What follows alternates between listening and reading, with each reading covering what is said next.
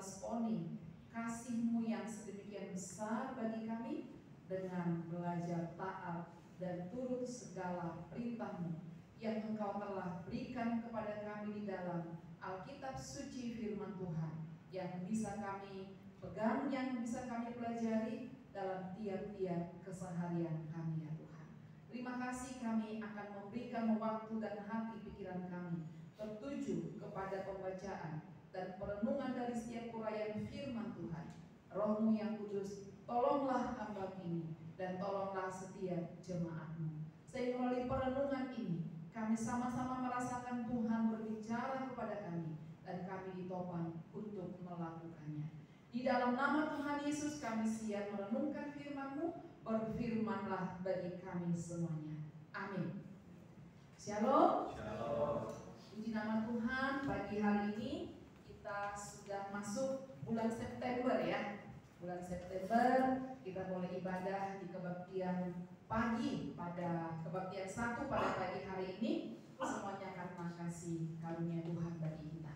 Mari kita membuka pembacaan firman Tuhan yang diberikan kepada saya, yaitu dari 2 Samuel 13. 2 Samuel 13 ayat 1 sampai ayat 22 kita baca semua perikop ini. 2 Samuel 13. Di bawah perikop Amnon dan Tamar, kita baca secara berganti-gantian 2 Samuel 13.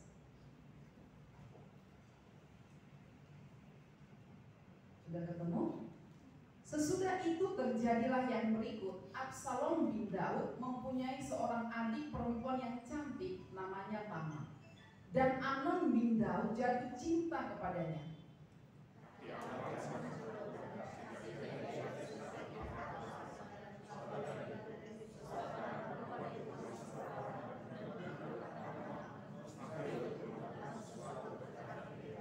Amnon mempunyai seorang sahabat bernama Yonadab, anak Simea kakak Daud.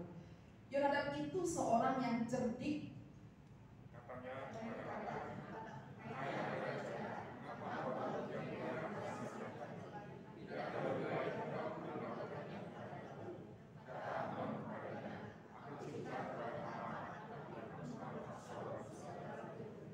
Lalu berkatalah Yonadab kepadanya, berbaringlah di tempat tidurmu dan berbuat pura-pura sakit.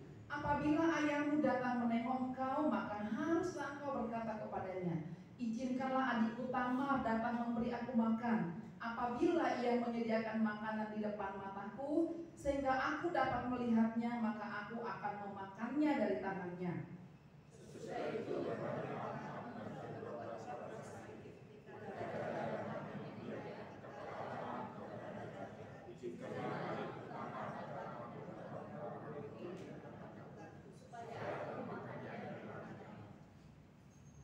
lalu Daud menyuruh orang kepada Tamar ke rumahnya dengan pesan, pergilah ke rumah Amnon kakakmu dan sediakanlah makanan baginya.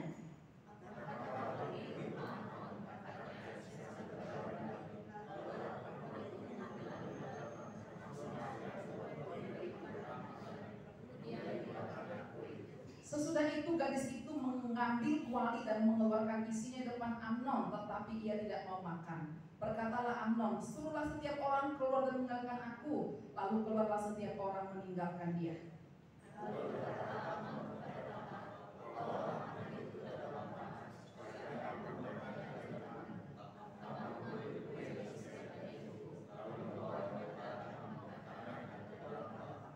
Ketika gadis itu menghidangkannya kepadanya supaya makan, dipegangnyalah gadis itu dan berkata kepadanya, marilah tidur dengan aku adikku.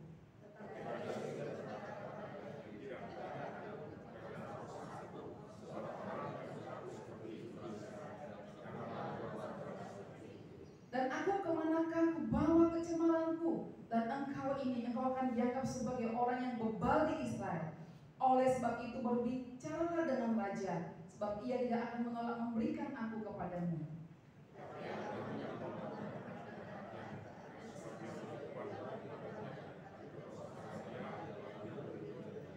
Kemudian timbullah kebencian yang sangat besar pada Amnon terhadap gadis itu. Bahkan lebih besar benci yang dirasanya kepada gadis itu daripada cinta yang dirasanya sebelumnya. Lalu Amnon berkata kepadanya, bangunlah, enyahlah.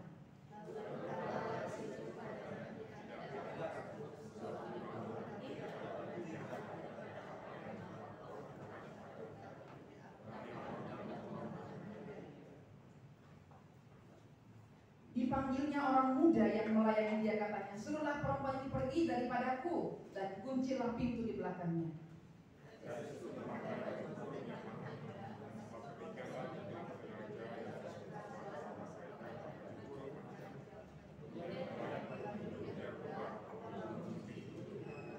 Lalu Tamar menaruh apu di atas kepalanya, mengoyakkan baju kurung yang maha indah yang dipakainya, meletakkan tangannya di atas kepalanya, dan pergilah ia sambil meratap dengan nyari.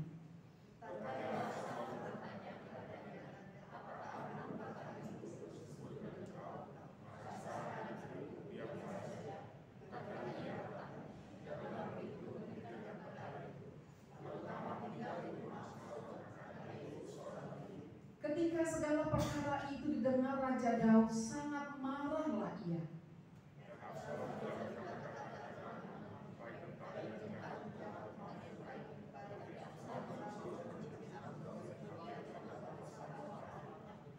Ya, sedemikian jauh pembacaan firman Tuhan. Tema yang diberikan kepada saya adalah tergantung respons atau respon ya. Respon itu berasal dari kata response yang artinya ya jawaban, balasan, reaksi, tanggapan. Namanya respon itu bisa bermacam-macam. Ada respon yang secara psikologis ya, bisa reaksi psikologis, reaksi metabolik, reaksi emosional terhadap tibanya daya rangsang, tergantung daya rangsangnya apa, gitu ya. Ada yang bersifat otomatis, itu namanya respon. Ada yang bersifat refleks, otomatis. Ada juga respon yang bersifat terkendali, ya terkendali. Nah, respon juga bisa diartikan sebagai umpan balik dari sebuah pengamatan tentang subjek, atau umpan balik terhadap peristiwa-peristiwa yang diperoleh atau yang dialami seseorang. Nah, respon ini ya memiliki peran dan pengaruh besar terhadap perilaku seseorang. Respon ini punya pengaruh besar terhadap tindakan seseorang, komunikasi seseorang, atau pemikiran seseorang. Tergantung peristiwa apa yang diamati, peristiwa apa yang dilihat, subjek apa yang diamati dan dirasakan atau dilihat di depan matanya. Misalkan kalau lihat orang lagi bercerita sedih, ya kadang respon kita juga kayak hanyut dalam kesedihan orang itu, contoh gitu ya. Kalau orang lagi tertawa, kita juga kadang terbawa vibesnya, kita ketawa. Tapi ada juga ketika lihat orang tertawa kita nggak senang, gitu ya. Ketika lihat orang nangis, ada juga dalam hati syukuri loh. Respon itu macam-macam, gitu ya. Ada juga ketika misalkan ditegur nih, kamu salah dalam hal ini, nah, kamu salah, ma, kamu salah pak. Ada yang merespon dengan baik, ya mimiknya, kata-katanya, pemikirannya, atau jawabannya. Responnya bisa direspon, ditanggapi dengan positif. Oh iya, terima kasih. Atau ada juga yang memberikan umpan balik yang negatif. Kayak lo udah benar aja, gitu ya. Respon itu macam-macam, Bapak Ibu yang dikasih Tuhan, atau anak-anak remaja, atau kita ibu-ibu yang tiap bulan misalkan dapat uang jajan dari suami, gitu ya. Kalau dikasih seperti biasa, jumlah yang biasa, ya respon kita B aja lah. Memang udah segitunya dikasih tiap bulan gitu. Atau kalau dikurangi dari biasanya, respon kita jadi marah, negatif, komplain. Kalau dikasih lebih daripada biasa, kita sumringah, seneng gitu ya. Oh, dapat bonus nih dari seperti biasanya. Respon itu macam-macam Bapak Ibu yang dikasih Tuhan ya. Bisa positif, bisa negatif. Nah, respon manusia itu juga kadang dibagi menjadi 3 bagian. Ada respon kognitif namanya. Respon kognitif ini adalah satu respon yang berkaitan dengan pengetahuan keterampilan, atau respon karena kita mendapat informasi tentang sesuatu gitu ya. Sehingga respon ini membuat kayak ada perubahan terhadap pemahaman kita. Contohnya J. Maria ngajari Candy Singers yang nyanyi itu kayak gini aja benar. Oh gitu ya cara menyanyinya gitu ya. Atau Vina ngajarin, kalau MC itu gini nah, Dek, oh gitu cara MC yang benar ya. Dia direspon. Tapi ada juga ketika diajarin, kayaknya saya sudah punya pengetahuan itu. Jadi respon ini macam-macam, ya. Ada juga yang namanya respon afektif. Respon ini adalah respon yang berhubungan dengan emosi, berhubungan dengan sikap, berhubungan dengan penilaian. Misalkan kalau kita lihat cowok atau cewek yang tampan, yang cewek, mata kita langsung seger perasaan itu, cakep tuh, oh cantik tuh cewek gitu ya. Tapi ada juga kalau lihat seseorang, kita emosi kita, ih norak banget kayaknya, ih lebih banget sih, jadi film gue liatnya. Nah ini tuh perasaan-perasaan, respon afektif, emosi kita digugah gitu ya. Tapi juga ada namanya respon behavioral, ya. Ini berhubungan dengan respon tentang perilaku kita ya dalam tindakan. Akhirnya berpengaruh kepada tindakan kita. Contohnya tadi, si A, ya si cewek cantik secara afektif dia senang. Si Amnon dalam hal ini, secara afektif Amnon melihat si Tamar, dia lihat secara afektif, wah emosi dia senang, hatinya berbunga-bunga ketika dia adiknya yang cantik. Ada perasaan yang aneh, tak dikduk hatinya, gitu ya. Nah perasaan respon afektif ini ditindaklanjuti dengan respon behavioral. Dia wujudkan perasaan itu dengan tanda kutip berusaha menghalalkan segala cara. Bagaimana supaya perasaannya ini kemudian terwujudkan. Ya, ada yang mewujudkan respon afektif secara negatif seperti Amnon, tapi ada juga orang-orang yang ini yang Tuhan mau kita meresponi positif terhadap perasaan atau respon-respon afektif yang dalam diri kita, sehingga respon kita itu semuanya respon behavioralnya itu positif, impactnya bagus kepada kita, gitu ya. Nah mari kita belajar dalam pembacaan firman Tuhan ini. Saya menemukan kurang lebih ada 5 person, ada 5 figur, ada 5 orang bertemu juga dengan beberapa situasi, beberapa respon. Nah yang pertama itu Amnon, ini tokoh utama di sini, ya. Amnon itu adalah kalau kita lihat tadi anaknya Daud dari istrinya, jadi anak pertama dari istri kedua dari Daud. Ya, jadi Daud ini punya beberapa istri. Sebenarnya nanti ini menjadi hal yang akhirnya mengakibatkan dampak yang buruk dalam keluarga Daud. Tuhan menciptakan dan merancang pernikahan monogami, tapi Daud membatasi itu menjadi pernikahan poligami. Ya, dia menerobos aturan itu, akhirnya nantinya akan mengakibatkan banyak konflik, mengakibatkan banyak persoalan, penderitaan dalam keluarga Daud. Jadi Amnon adalah anak pertama dari istri kedua dari Daud. Siapa nama istri keduanya? Namanya Ahinoam. Ya, Ahinoam namanya. Ahinoam. Ya. Lalu siapa itu Absalom? Absalom ini tadi kan dari pertama kedua, Absalom ini adalah juga anak Daud. Siapa itu Tamar? Tamar juga anak Daud, tetapi dari ibu yang berbeda dari Amnon. Ya, Absalom dan Tamar punya mama yang namanya Maakah, ya anak dari seorang raja bernama Talmai. Jadi artinya Absalom dan Tamar saudara kandung dari seibu dan seayah. Sedangkan Amnon ini adalah saudara tiri dari ibu yang berbeda, ya dari Tamar. Absalom saudara kandung, sedangkan Amnon ini saudara tirinya dari ibu yang berbeda.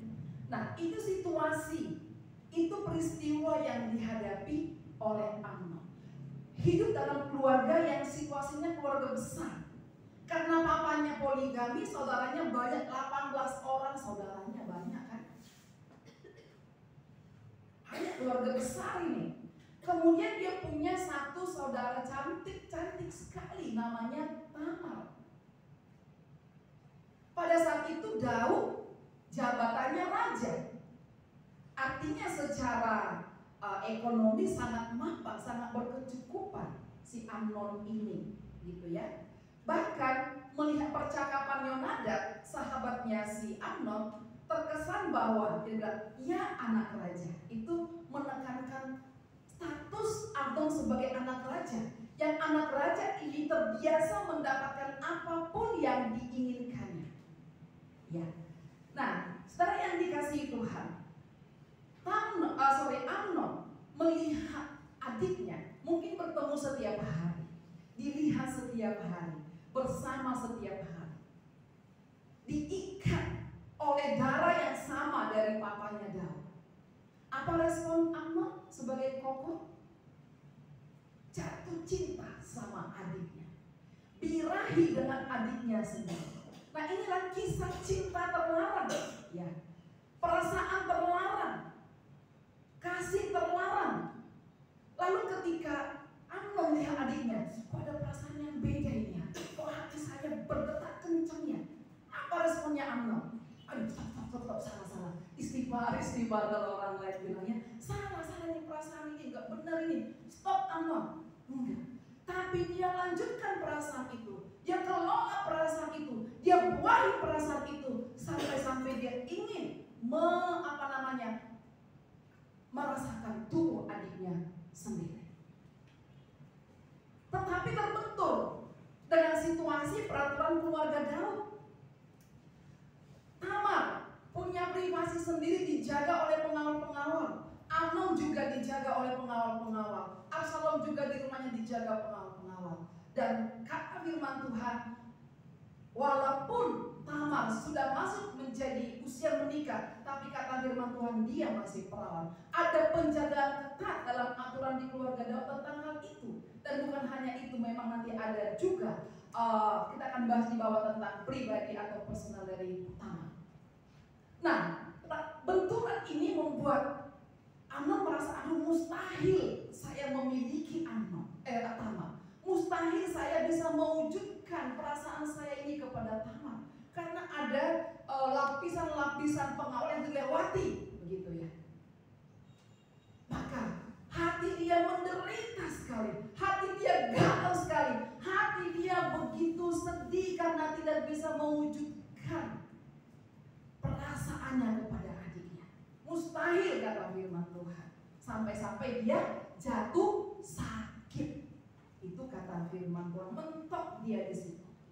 Nah, ayat 2 sekali lagi mengatakan tadi bahwa dia di situ Tamar cukup usia, tapi dia masih perawan, ya. Saudara yang dikasihi Tuhan, kenapa Amnon sampai sakit? Karena ini menunjukkan tabiat atau kebiasaan Amnon ini seorang laki-laki yang tidak biasa ditolak, seorang anak yang tidak biasa ditolak.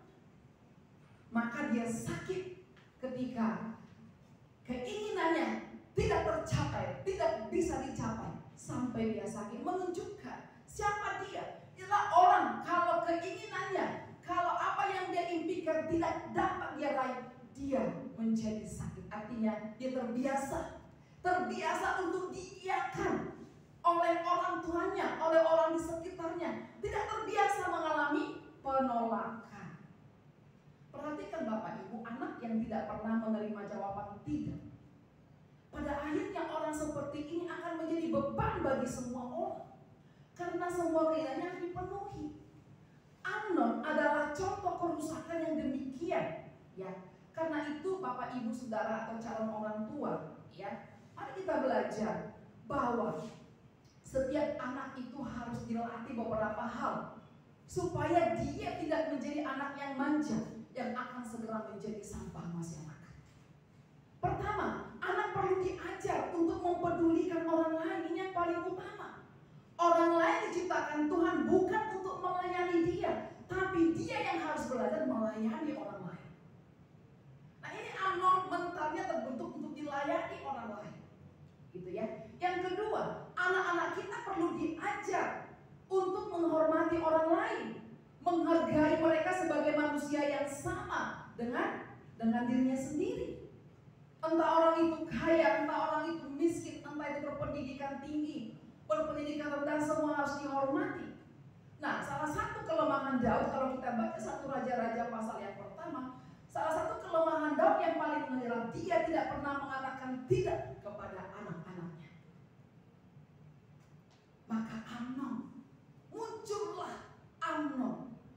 tidak menghargai Tamar sebagai makhluk yang dicipta Tuhan, yang berharga, yang mulia. Maka dia melihat Tamar sebagai subjek pelampiasan birahinya.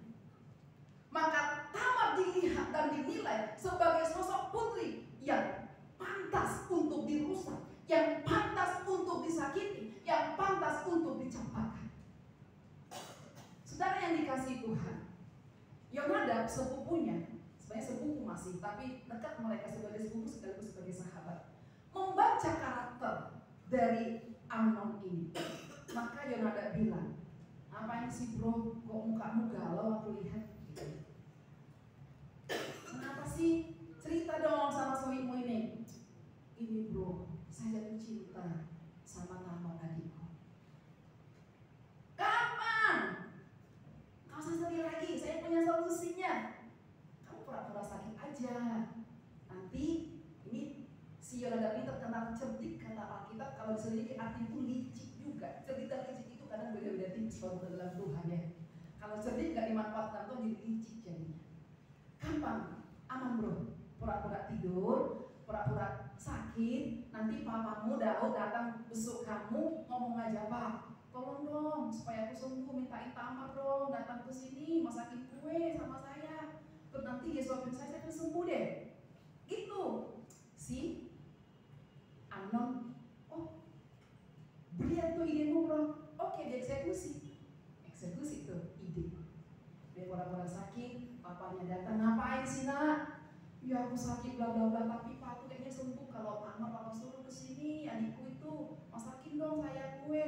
Pasti saya mau makan dan saya sembuh." Papanya kena jebakan Batman juga. Gak peka juga ini seorang ayah ini. Gak melihat gelagat yang salah pada anaknya. Harusnya apaan sih ini kan, banyak membantu, banyak dayang-dayang, suruh orang itu masak gitu kan. Nah, Bapak Ibu yang dikasihi Tuhan, kita melihat di sini bahwa kesempatan itu dipakai oleh Amnon dan akhirnya mengeksekusi ide dari Yonadab dan akhirnya tujuannya tercapai, merusak seorang putri yang baik yang bernama Tamar. Kelihatan di situ bahwa Amnon ini, peristiwa ini sekaligus ingin menyampaikan kepada kita bahwa di hati Amnon tidak ada perasaan takut akan Tuhan. Kelihatan melalui kasus ini bahwa Amnon sebelum-sebelumnya dia punya hati yang fasik, dia punya hati yang jahat. Dia adalah figur atau seseorang yang rela melakukan apapun, menghalalkan apapun demi tercapainya kesenangannya, kepuasannya. Tidak peduli apakah cara itu akan merugikan, akan membuat orang menderita. Yang penting saya terpuaskan, yang penting saya senang. Bahkan yang lebih jahat lagi, setelah diperkosa, dia bilang, "Pergi." Berarti memperlakukan adiknya bukan hanya dengan cara-cara yang tidak baik, tapi lebih daripada perempuan Sunda. Dipakai lalu disuruh pergi. Jahat sekali ini saudara. Jahat sekali ini jadi koko. Jahat sekali ini jadi kakak. Saudara yang dikasihi Tuhan, ketika ia melihat adiknya yang cantik, emosi perasaannya berespon, ingin memiliki adiknya, diwujudkan dengan berbagai cara. Seorang saudara ketika punya adik yang cantik, harusnya dia merawatnya, dia menjaganya, bahkan dia menjadi koko yang siap di garda terdepan. Kalau ada laki-laki yang mau ganggu, langkahi dulu main koko, gitu harusnya. Tapi enggak, dia sendiri yang merusak, yang menghancurkan masa depan adiknya. Kenapa respon Amnon sangat jahat? Sekali lagi karena memang pada dasarnya hatinya jahat. Perasaannya tumpul, perasaannya jahat. Tubuhnya wujud manusia, tapi hatinya adalah binatang. Hatinya, pikirannya adalah pikiran hewan. Saudara yang dikasihi Tuhan, sebagai saudara harusnya kan saling membantu, saling menyayangi, saling bahu-membahu, saling menjaga. Tetapi perasaan Amnon ini adalah perasaan yang sesat, dipermainkan oleh setan. Perasaan ini jelas bukan yang kudus, bukan dari Tuhan. Perasaan ini perasaan dari iblis, dari setan. Artinya Amnon memang tidak punya relasi yang baik dengan Tuhan. Mengapa kisah ini yang sedikit vulgar ini dicatat dalam Alkitab? Bukan untuk ditiru, bukan supaya ini menjadi patokan kita lakukan, teladani, bukan. Tapi kisah ini dicatat supaya kita belajar untuk mawas diri, tidak terjebak, supaya kita menghindari perilaku atau respon-respon seperti Amnon ini.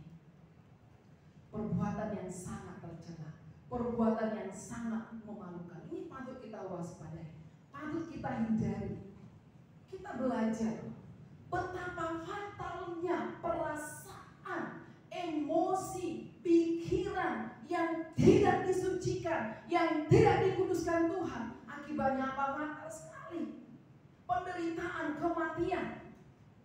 Saudara, tiap hari kita akan bertemu loh dengan situasi-situasi tertentu di mana hal itu bisa menstimulasi berbagai perasaan, emosi dalam hati kita.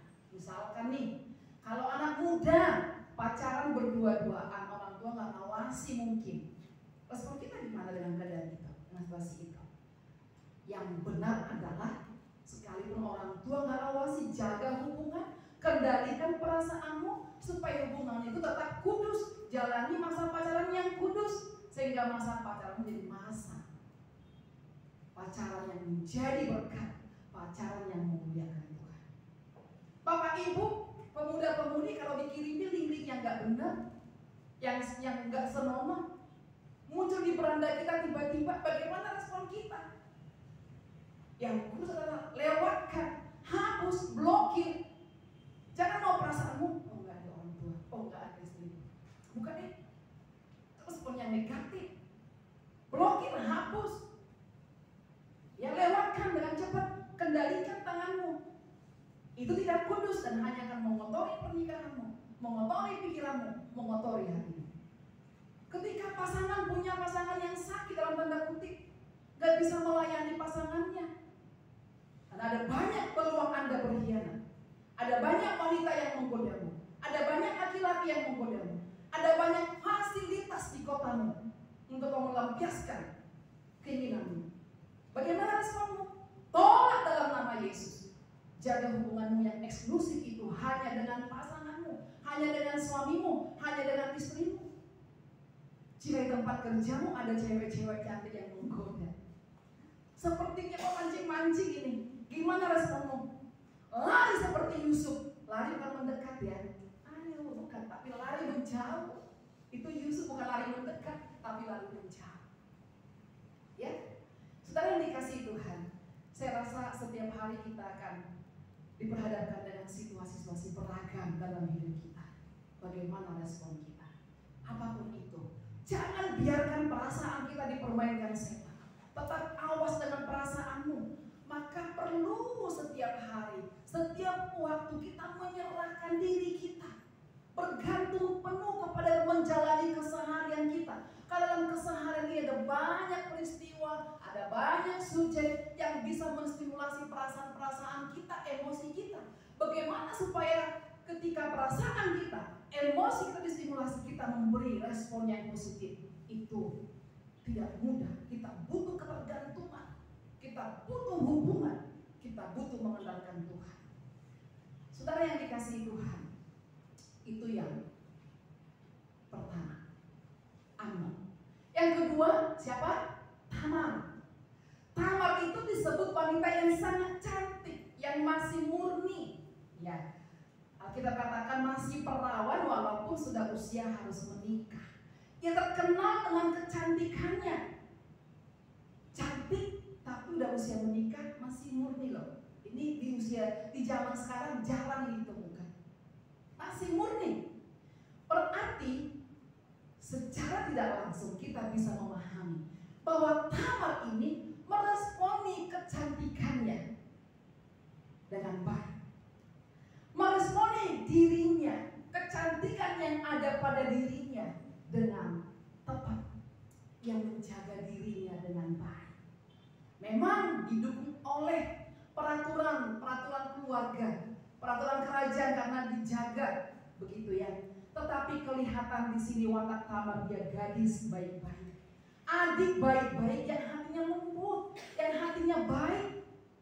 Maka ketika Daud memintanya untuk menolong kokonya, walau ini kan kita anggap aja menolong, sebenarnya itu jebakan tadi kan. Tolong dulu Tamar, bantu kokomu masakin kue, bantu dia lagi sakit. Ayo Pak, banyak pembantu, suruh pembantu lah, gitu kan? Banyak pembantu, namanya kerajaan. Kelas, ya kan? Kita kan kalau minta bantu kan sama orang tua, tolong dulunya, cecelah, bokolah, nantilah, entarlah. Ini enggak Tamar langsung oke Pak, dilakukannya. Dia enggak tahu dia sedang juga dalam jebakan bed. Dia enggak tahu, hatinya tulus. Saudara yang dikasihi Tuhan, menarik di situ bahwa Tamar memang sekali lagi tidak tahu bahwa dia masuk dalam jabatan rekrutmennya Amnon. Dia datang dengan tulus, ingin menolong, ingin berpartisipasi bagaimana supaya saudaranya ini cepat sembuh. Nah di ayat 12 kita lihat ketika Amnon merayunya, kita akan menemukan karakter-karakter yang luar biasa dalam Tamar. Tidak kakakku, jangan perkosa aku, sebab orang tidak berlaku seperti itu di Israel. Janganlah berbuat noda seperti itu, dan aku kemana aku bawa kecemaranku, dan engkau ini akan dianggap sebagai orang bebal di Israel. Oleh sebab itu berbicaralah dengan raja, sebab ia tidak akan menolak memberikan aku kepadamu. Ada beberapa hal yang kita belajar dari respon Tamar ketika jadi rayu berbuat yang tidak benar. Tidak kakakku, ia menganggap Amnon memang kakaknya, memang saudara tiri, tapi ya kakakku. Merasa memiliki memang itu saudaraku yang harus kuhargai, kuhormati, bahkan kuturuti. Sekalipun Amnon ternyata tidak menganggapnya sebagai adik. Diam-diam selama ini Amnon gak menganggapnya adik. Amnon menganggapnya sebagai subjek yang dipakai, diperalat, dipergunakan untuk memuaskan, menyenangkan hatinya. Tetapi Tamar melihat kakaknya sebagai kakakku yang kukasih, yang kusayangi sebagai saudara. Kemudian Tamar menolak dan memohon, memberi nasihat. Dia bilang, jangan kok, jangan. Tidak ada orang yang berlaku seperti itu di Israel.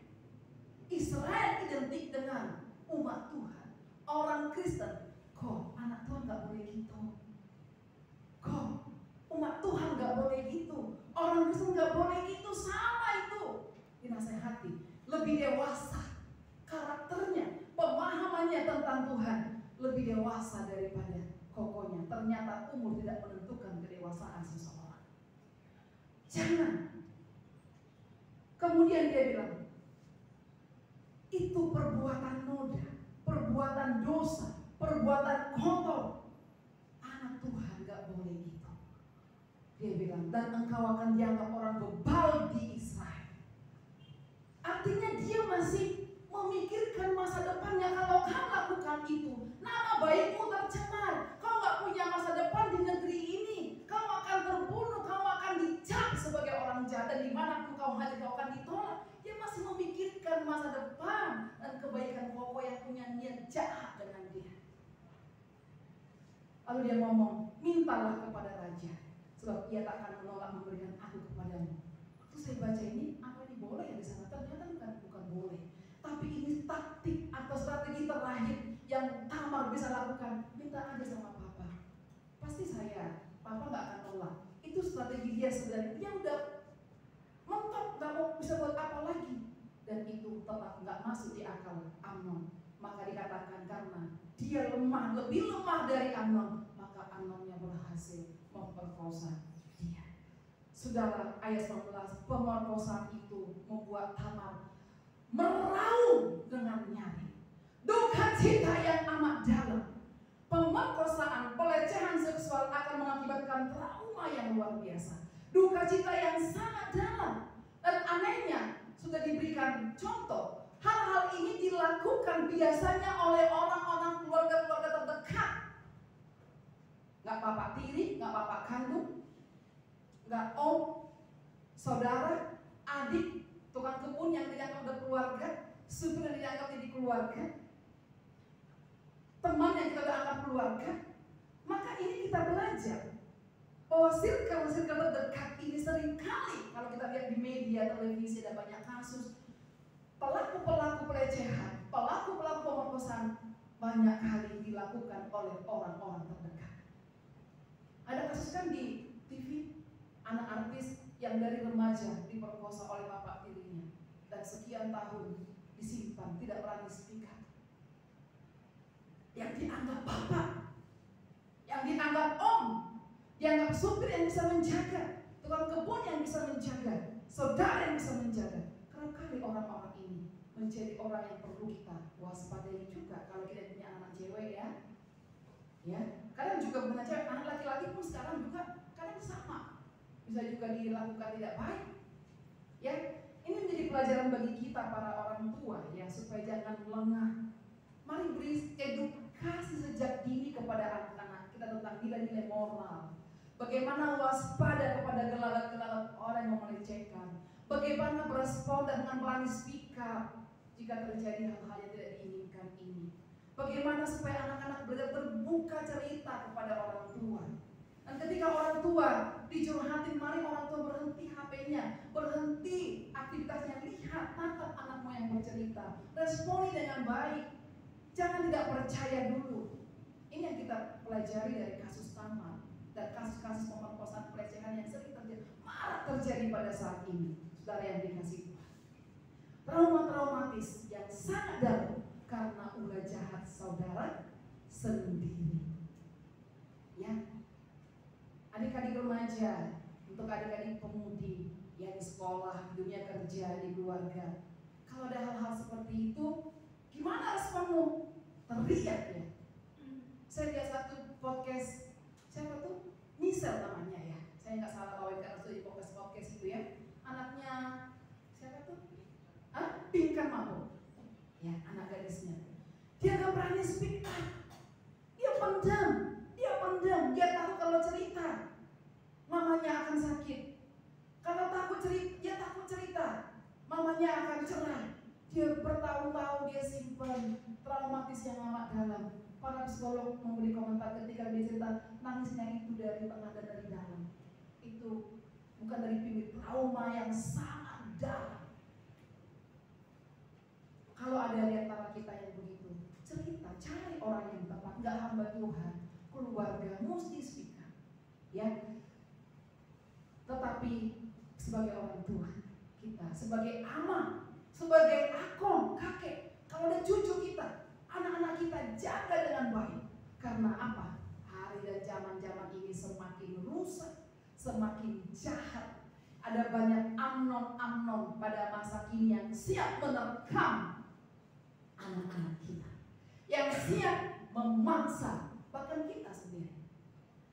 Jangan sampai cucu kita, anak-anak wanita kita menjadi tamar-tamar masa ini yang menjadi korban pelecehan atau korban perlakuan yang tidak baik dari pihak lain. Tamar berespon positif kepada kecantikannya, walaupun orang lain berespon negatif. Tapi itu urusan dia dengan Tuhan. Banyak wanita cantik yang merespon kepada kecantikannya dengan cara yang salah kan? Dipergunakan untuk main mata dengan laki-laki, dipergunakan sebelum pernikahan, dipergunakan untuk menghancurkan rumah tangga orang lain, menghancurkan anak-anak dari seorang ibu. Banyak wanita cantik mengumbar, mengekspos tubuhnya yang bisa di-booking oleh siapapun asal punya duit. Kecantikannya diperdagangkan menjadi wanita yang jahat. Tamar punya kelebihan, dia cantik, dia jaga. Sekalipun akhirnya dirampas oleh orang yang tidak bertanggung jawab, tapi Tamar, dia berhasil menjaga kemurniannya dengan baik. Saya melihat di sini ada pemuda, ada pemudi, ada remaja-remaja putri GAK yang cantik-cantik semuanya. Rawat ya kecantikan saudara. Hargai ya, syukuri itu ya. Jadilah wanita yang berharga. Jangan murah. Jangan tergiur mempergunakannya untuk hal-hal yang jahat. Manipulatif, kotor. Ada juga laki-laki di sini, ada pemuda-pemuda yang ganteng, yang cakep di sini semuanya. Rawatlah kecakapan saudara dengan baik, dengan penuh syukur kepada Tuhan. Jangan jadi cowok playboy yang ada pos PI di mana-mana, menyatakan isi hati kemana-mana, manipulatif dan memanfaatkan wanita-wanita di sekitar saudara. Jangan menyakiti perasaan-perasaan wanita dengan kecakapan saudara. Saya juga melihat di sini para bapak-bapak sebagai pasangan dari istrinya, istri-istri dari pasangan suaminya, cantik-cantik kita semua. Cantik kan saya kan? Cantik kan Ibu Lili kan? Bu Mayuni cantik kan? Ibu Feni cantik kita semua. Pak Hendra cakep kan? Pak Hendra cakep, semuanya cakep di sini. Pak Hewan semua bapak-bapak cakep. Mari rawat kecantikan kita, kecakapan kita dengan cara menjadikan pernikahan kita sebagai pernikahan yang eksklusif. Jangan main mata dengan pasangan orang. Jangan mau digoda oleh main mata orang lain. Jangan. Saudara yang dikasihi Tuhan, barangkali kelebihan yang kita punya saat ini bukan terbatas di kecantikan atau di ketampanan seperti yang Tamar punya. Barangkali Allah mempercayakan kita banyak kelebihan, kepintaran, hikmat, ide brilian, talenta. Mari gunakan itu, rawatlah itu, syukurilah itu, jagalah itu untuk dipergunakan bagi kemuliaan. Itu respon yang baik. Yang berikut, Absalom. Kita lihat tadi ceritanya gimana respon Absalom ya. Ada yang tahu respon Absalom? Ketika bercerita tadi, ketika dia tahu adiknya berduka, mengoyakkan baju kurung sebagai tanda kemurniannya, apa respon Absalom sebagai kokoh? Apa tadi di situ? Kenapa dek? Kamu diperkosa Amnon ya? Iya. Ya udah, diamlah. Toh dia kakakmu juga. Ya kan? Ya kan? Gitu kan? Dan dikatakan lalu Tamar berada di rumahnya Absalom. Saudara yang dikasihi Tuhan, jangan terlalu dipikirkan. Itu penghiburannya. Penghiburan yang kedua, ya udah tinggal di rumahku aja yuk. Dan Tamar tinggal di rumahnya seorang diri. Respon yang ketiga, dia mendiamkan Amnon. Tidak ngomong, tidak tegur, tidak ngomong yang tidak baik, tidak ngomong juga apa-apa, dia diam. Ada 3 responnya kan? Gak usah dipikir, itu pokoknya, gak usah nangis. Yang kedua, ya udah kamu di rumahku, tapi membiarkannya sendirian. Yang ketiga, ya diamin Amnon. Apakah kita bangga dengan respon Absalom di sini? Enggak. Dia menghibur Tamar dengan cara yang salah menurut saya. Jangan nangis, diam aja, gak usah dipikirin. Maksudnya apa? Gara-gara pelaku penderitaan inilah kakaknya, maka itu legal, maka itu dimaklumi, maka itu wajar? Enggak.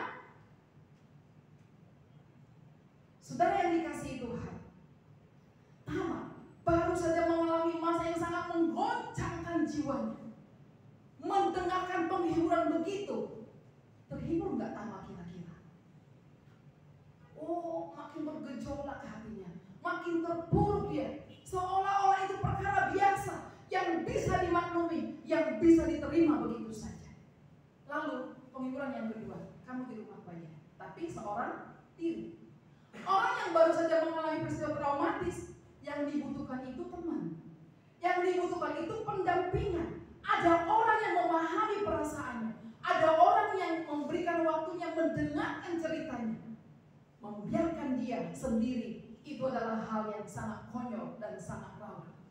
Kesendirian Tamar sebenarnya berpotensi besar membuat dia menjadi wanita yang bisa depresi, bahkan bunuh diri. Tapi Tamar tidak melakukan itu, termasuk dia orang yang kuat. Berikut mendiamkan Amnon, enggak tegur, enggak marah, enggak bilang apa-apa tentang yang baik atau yang jahat. Diam, juga adalah sebuah respon. Tetapi perhatikan, ada orang yang bilang kadang-kadang diam itu silent is gold. Diam itu emas. Tapi menurut saya diam itu nggak selamanya emas. Diam itu seperti Amnon di sini. Diam itu diam-diam dia membenci. Diam-diam dia marah. Diam yang Absalom adalah diam yang beracun. Diam yang Absalom adalah diam yang mematikan. Diam yang Absalom adalah diam yang sangat membahayakan. Tinggal tunggu bom waktu meledak. Maka diam-diam dia mengatur strategi, membuat rencana bagaimana supaya Amnon dibunuh. Dan pada akhirnya nanti di pasal berikutnya Amnon masuk jebakan dan Amnon dibunuh oleh Absalom. Saudara yang dikasihi Tuhan, dia kira nanti dengan membunuh Absalom, luka dalam, traumatis dari Tamar ini akan pulih. Dia kira dengan mengatakan diam saja, dia kamu hati Tamar terhibur. Dia pikir dengan mengambil Tamar untuk tinggal di rumahnya sendirian, dia menjadi pahlawan. Enggak. Semua pertolongan itu tidak tepat sasaran. Saudara, seringkali kita bertindak dan merespon seperti Absalom, tidak bijaksana dalam merespon terhadap sebuah persoalan. Kalau anakmu cerita persoalannya, masa gitu aja, jangan gitu. Bagi kita itu masa, bagi dia itu berat, gitu. Jadi posisikan diri kita di dia. Ya, dengarkan baik-baik. Jangan anggap kecil persoalannya. Bicarakan, tanya pendapat dia tentang solusinya, berikan solusi atau mintai pendapat, ajak bicara. Jika ada orang-orang dekat kita salah, orang tua kita, istrimu salah, suamimu salah, orang tuamu salah, anak-anakmu salah, teman sepelayanmu salah, jangan responmu diam. Dia itu respon, tapi itu tidak selamanya emas. Ngomonglah, komunikasikanlah, bicarakanlah, carilah solusinya bersama-sama. Peringatkan. Ya, kadang ada perlu sanksi kalau anak kita salah, beri sanksi yang baik. Bicarakan. Saudara yang dikasihi Tuhan, silent sering dianggap itu emas. Tapi kita perhatikan di sini diam, tidak, seolah tidak terjadi apa-apa, tidak jadi solusi. Tetapi diam itu bisa membuat banyak orang hancur berkeping-keping. Saudara, kalau kita membaca kisah Absalom, memang kita lihat Absalom ini tipe dengan watak yang temperamental, ambisius, hatinya nggak takut Tuhan. Dari mana kita tahu? Selain membunuh Absalom, selain membunuh Amnon, ingat nggak cerita Absalom? Dia berambisi menjadi apa? Raja. Dia ingin sekali jabatan bapaknya jadi raja. Dia ingin sekali kekuasaan bapaknya. Caranya dia apa? Oh, dia provokasi banyak orang untuk memusuhi bapaknya. Gak berhasil. Dia mau bunuh bapaknya. Bayangkan, Absalom memang temperamennya, hatinya, karakter dasarnya memang jahat, ambisius luar biasa, dingin, berhati dingin. Kalau hatinya hangat, gak mungkin dia tega menginginkan jabatan bapaknya dan bapaknya harus diusir, bahkan mau dibunuh. Kalau hatinya gak dingin, gak mungkin dia mau bunuh saudaranya sendiri, tidak mungkin. Tapi hatinya dingin, hatinya gak ada kehangatan kasih. Saudara, apakah hatimu saat ini hangat akan kasih Allah, atau sudah dingin, suam-suamku akan kasih Allah? Kalau hatimu hangat, kita akan merespon positif, merespon baik dengan bijaksana tentang peristiwa-peristiwa yang ada di dalam kehidupan kita. Saudara yang dikasihi Tuhan, maka kita juga belajar dari Absalom. Berilah pertolongan yang tepat, di waktu yang tepat, dengan cara yang tepat. Itu penting. Pertolongan yang tepat, waktu yang tepat, dengan cara yang tepat dan benar kepada orang-orang yang membutuhkannya. Supaya melalui pertolongan kita orang itu, yang kita tolong itu bisa merasakan faedahnya dan mengucap syukur kepada Tuhan, memuliakan Tuhan atas pertolongan kita. Yang ketiga, Daud. Ayat 21 bilang apa? Coba baca teksnya. Ketika Daud tahu apa? Apa sebenarnya di situ? Daud marah karena kejadian itu. Respon Daud sangat marah karena kejadian perkosaan Tamar dan Amnon. Baik? Apakah ini respon yang baik? Kelihatannya baik. Tapi ini seperempat baik. Karena dia hanya marah toh. Marah doang, dia gak bertindak menindaklanjuti persoalan itu. Dia gak memanggil Tamar, memanggil Amnon, memanggil Absalom yang udah tahu kejadian. Dia hanya marah dan tidak menyelesaikan, membicarakan, mencari solusi, menindaklanjuti persoalan itu. Dia.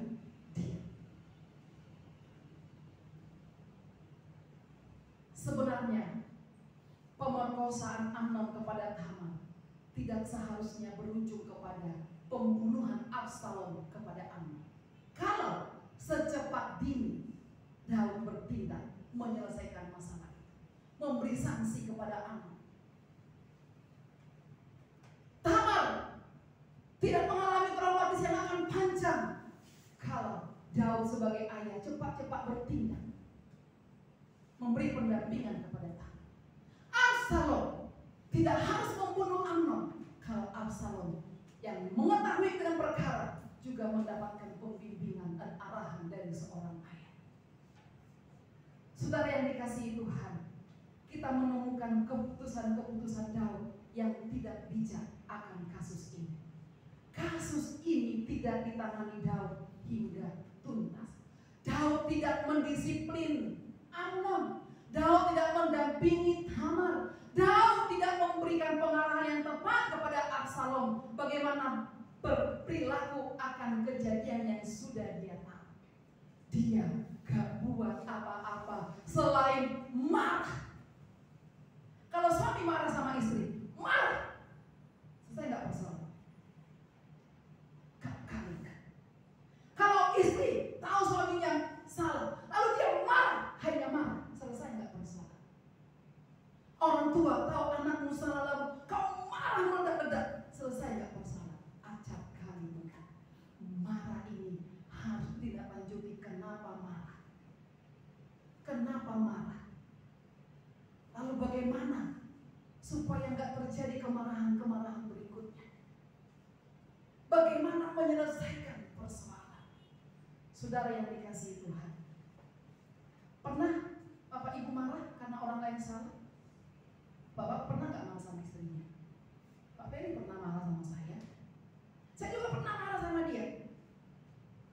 Ibu pernah marah sama suami? Saya yakin kita pernah marah sama suami kita. Kita pernah marah sama istri kita, marah sama anak kita, marah sama saudara kita. Tapi tidak boleh berhenti di marah. Marah ini harus ditindaklanjuti. Yang berikut, yang terakhir, Yonadab ini siapa? Anak Simea. Kakaknya Simea itu kakaknya Daud, tapi sepupu, keponakan Daud, sepupunya Amnon. Yonadab ini disebut sebagai orang yang cerdik. Dalam bahasa aslinya licik juga. Cerdik dengan licik kadang berbeda tipis saya bilang tadi ya. Lalu responnya apa?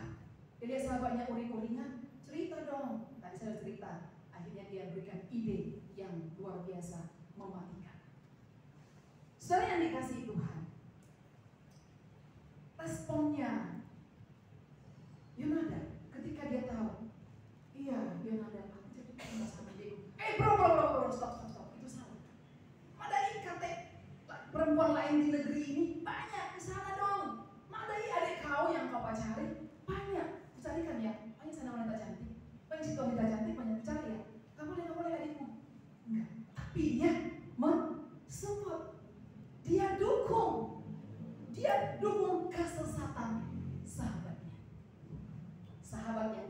adalah sahabat yang bisa berkata sekali-kali tidak kepada keinginan kita. Kalau kita mau mencari sahabat yang sejati, analisa, pernah nggak dia bilang tidak? Pernah nggak dia nggak setuju dengan pendapat, dengan tindakan kita? Kalau dia setuju terus, iya akan terus, yakinlah dia bukan sahabat yang baik. Dia bukan sahabat yang sejati. Yang ada adalah sahabat yang buruk. Responnya kepada kesalahan Amnon, dia dukung. Dia malah memberikan ide.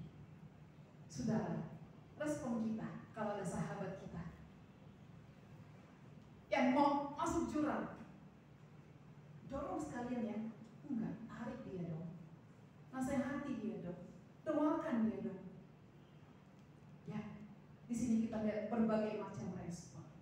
Respon dari Amnon, respon dari Daud, respon dari Tamar, respon dari Yonatan.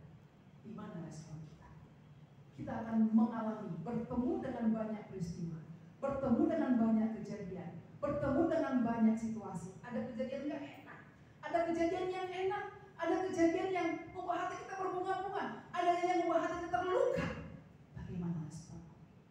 Kiranya respon kita adalah respon yang memuliakan Tuhan, karena respon itu lahir dari hati yang hangat, yang diisi oleh kasih Allah, karena kita membangun relasi dengan Tuhan kita. Kiranya Tuhan memberkati kita tiap hari. Kita akan memberi respon atas setiap keadaan hidup kita. Kiranya respon kita baik, positif, memuliakan Tuhan. Amin. Amin. Mari kita berdoa. Terima kasih Tuhan, firman-Mu hari ini mengajari